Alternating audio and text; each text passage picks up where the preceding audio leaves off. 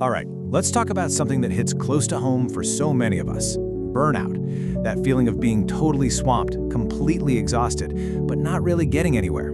Today, we're going to unpack a powerful game plan to get you out of that cycle. We're diving into the deep work blueprint, which might just be the antidote you've been looking for. Okay, let's dive into this. First, we've got to name the problem, right? And it's called the burnout productivity trap. You know the feeling? It's like you're on a hamster wheel, running your heart out, but when you look around, you're in the exact same spot. It's all motion, no progress. I mean, be honest with yourself for a second. Is your day just a whirlwind of emails, Slack pings, and back-to-back meetings? Do you get to the end of the day, feel totally drained, and think, what did I actually do today? If you're nodding along right now, yeah, you're in the right place. And here's the most important thing to get. This is not your fault. It's not some personal failing. It's baked into how we work now. Our culture has this terrible habit of confusing activity with achievement.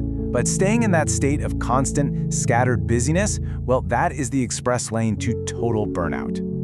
So, is there a way out, an escape hatch from this trap? Absolutely, and it's a concept called deep work. Now, this isn't about grinding harder or putting in more hours, no way. It's about working with a completely different kind of focus and intention. It really is the powerful antidote we've been searching for. So what is this stuff really? Well, deep work is when you're completely 100% zoned in. No distractions, just you and a single, tough task. Think about a musician composing a new piece, or a scientist deep in their research. It's in those moments of pure focus that you actually create something new, something valuable, and you make yourself better at what you do. Now, what's really interesting about this slide is the contrast. See, most of our day gets eaten up by what we call shallow work. That's the endless stream of emails, the routine meetings, the quick Slack replies. Look, that stuff has to get done, but it doesn't really move the needle. It just keeps the lights on. The burnout trap springs shut when that shallow work becomes your entire day, every day. So how do we flip the script? How do we get more of that good stuff, the deep work? Well, it all starts with preparation. You can't just hope to fall into a state of deep focus. You have to intentionally build a launch pad for it. So let's get into step 1 of the blueprint. First up, you need a ritual. Seriously. Maybe you're a rhythmic type and you block off 9 to 10:30 every single morning, no exceptions.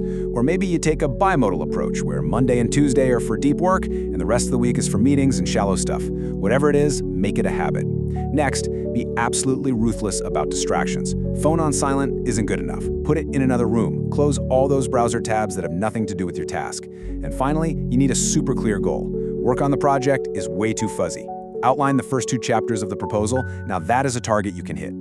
Okay, you're gonna see this number on the screen, 4 hours, and probably think, no way.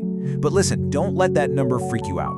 That's like the Mount Everest of focus. That's for the pros who've been training for years. Your goal is just to start. Can you do 30 minutes? Awesome. Can you do an hour? Even better. This is a mental muscle, and you build it up slowly over time. Okay, so you've set the stage, your environment is ready. Now for the hard part, the execution. This is all about training your brain to stay on task and resist that constant pull of distraction. Let's look at the next step in our blueprint. When you're in that deep work block, you are all in. But here's what's gonna happen. The second you get a little stuck or a little bored, your brain is gonna scream at you, hey, let's go check Twitter. Let's see what's new in our inbox. That is the moment of truth. Instead of giving in, you have to lean into that uncomfortable feeling. Push through it. Oh, and keep a scorecard. Just a simple tally on a piece of paper for every hour you log. It sounds simple, but seeing that number go up is incredibly motivating. It's proof that you're making progress. This quote just nails it, doesn't it? In our hyper-distracted world, the person who can actually shut out the noise and produce high-value stuff, that person becomes a superhero. They become indispensable.